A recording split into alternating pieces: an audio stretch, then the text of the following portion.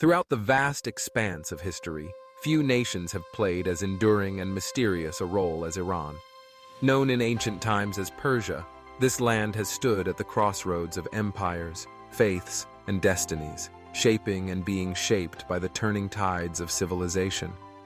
But did you know that the story of Iran is not just found in the chronicles of men, but in the very words of the Bible itself? For centuries, seekers of truth have pored over the scriptures, searching for clues about the future of nations.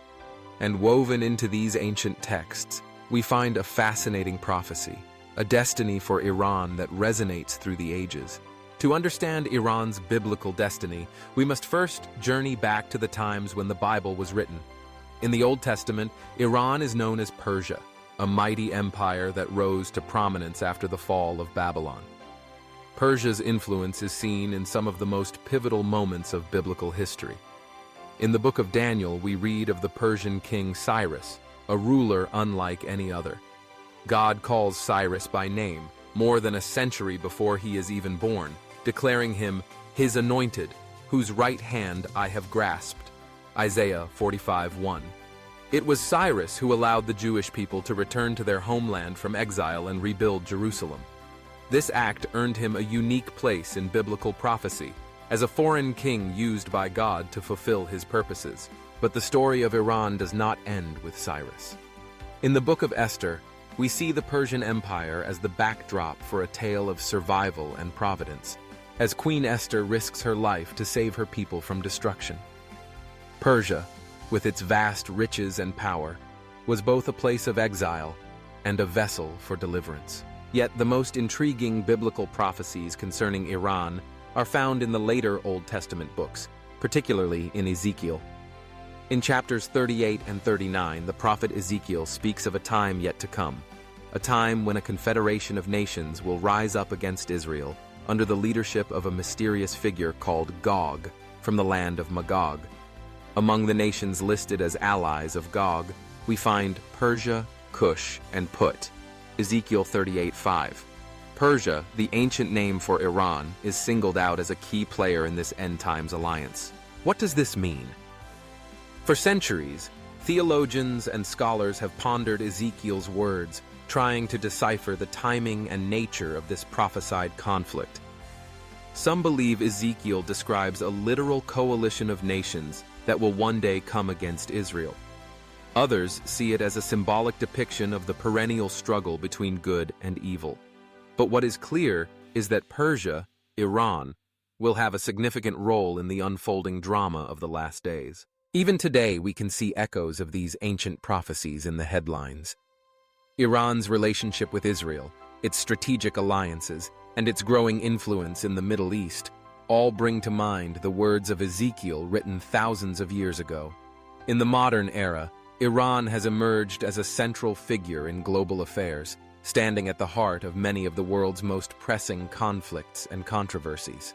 But the Bible's message about Iran is not just one of conflict. There is also a message of hope. In Isaiah 19, the prophet envisions a future where Egypt, Assyria, and Israel, traditional enemies, are united in worship of the one true God. In that day, Isaiah proclaims, Israel will be the third, along with Egypt and Assyria, a blessing on the earth. The Lord Almighty will bless them, saying, Blessed be Egypt, my people, Assyria, my handiwork, and Israel, my inheritance. Isaiah 19:24-25.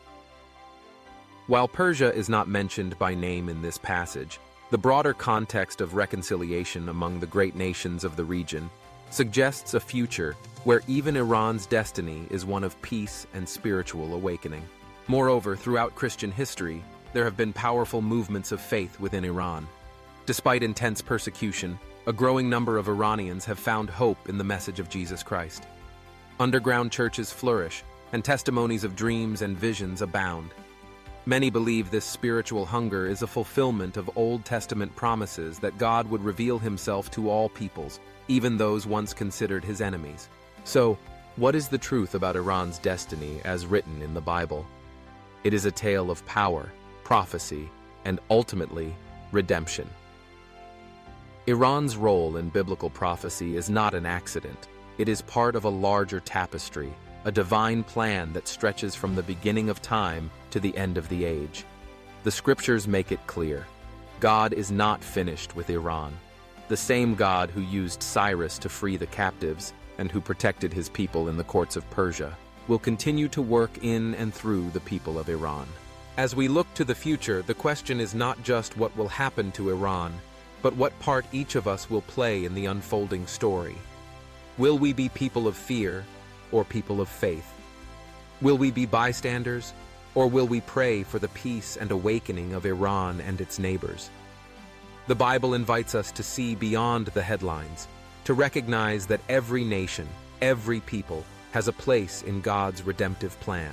If this message has stirred something within you, if your eyes have been opened to the deeper story that connects us all, then take action. The times we live in are momentous, and the truth is more important than ever. Don't let this knowledge stay hidden. Share it with others, seek understanding, and most of all, pray for the people of Iran. Their destiny, like ours, is written not just in the pages of history but in the eternal purposes of God. If this message opened your eyes, smash that like button. The algorithm is literally censoring this message. Subscribe and hit the notification bell because YouTube may remove this soon. Share with 5 friends. Their eternity could depend on it.